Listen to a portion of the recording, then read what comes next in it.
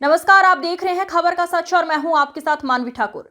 यमुना विहार दिल्ली में संपत्ति संख्या E2/165 के विवाद ने नया मोड़ ले लिया है। राष्ट्रीय विधिक अन्वेषण आयोग के दिल्ली राज्य प्रभारी डॉक्टर अजय कुमार जैन ने न्यायालय आदेश की अवहेलना का आरोप लगाते हुए संबंधित अधिकारियों और संपत्ति पंजीकरण कार्यालय पर गंभीर आरोप लगाए हैं।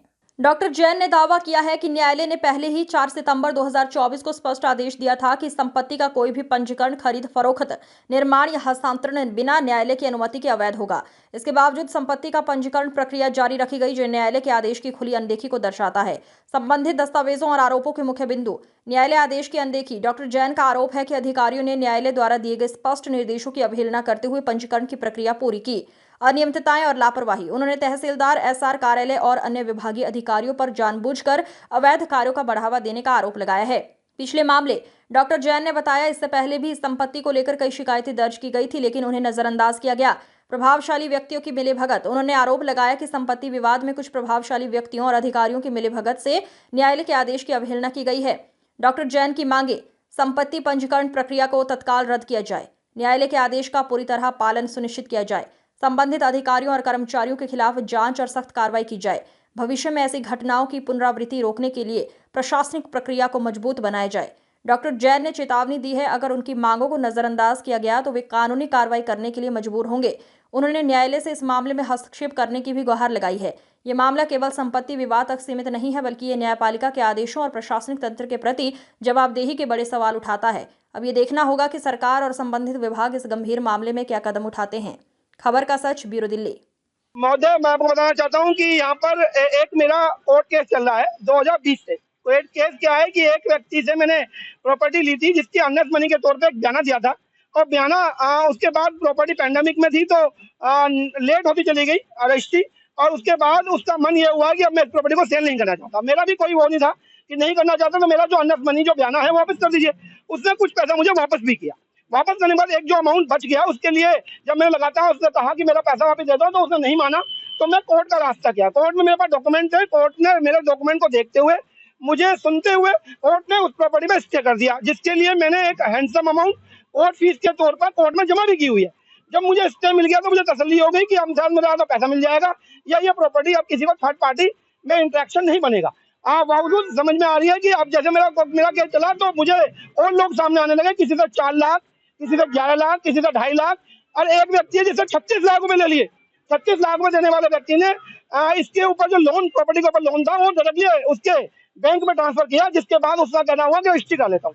अब रजिस्ट्री कराने के बाद जब वो यहाँ आता है, तो आप देखिए मेरा नाम एक इसमें कोर्ट केस के तौर पर, एक ऑब्जेक्शन के तौर पर लगा हुआ है, और जब मेरा नाम आ रहा है साथ में एमसीडी का भी ऑब्जेक्शन है।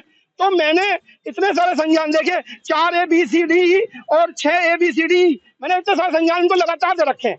तो मेरा संज्ञान लगातार आने के बाद जब इन्होंने उस पर रजिस्ट्री करने की बात सोची, तो मुझे मेरे एक जानकार है, उनसे पता लगा कि वो आदमी यहाँ पे रजिस्ट्री करने के लिए पहुंच रहा है।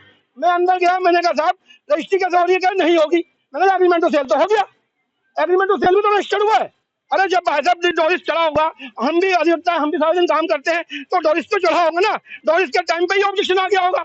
लेकिन साहब इनको नजर नहीं आ रहा है, क्योंकि जैसे कहा गया है ना कि पैसा जिसके हाथ में है तो कोई लाल किले की रजिस्ट्री करा ले। आपने बहुत सारा भ्रष्टाचार से देखोगे कि जो किराएदार मकान मालिक की प्रॉपर्टी पर रजिस्ट्री कराकर उस पर लोन ले लेता है, तो वो ऐसे तो लोग हैं, ऐसे लोग हैं, करते ये लोग हैं, मरता आदमी है, लड़ते रहो कोर्टों में, सिविल सूट दीवानी का मुकदमा है, एक जन्म लगता है सब जीतने के लिए।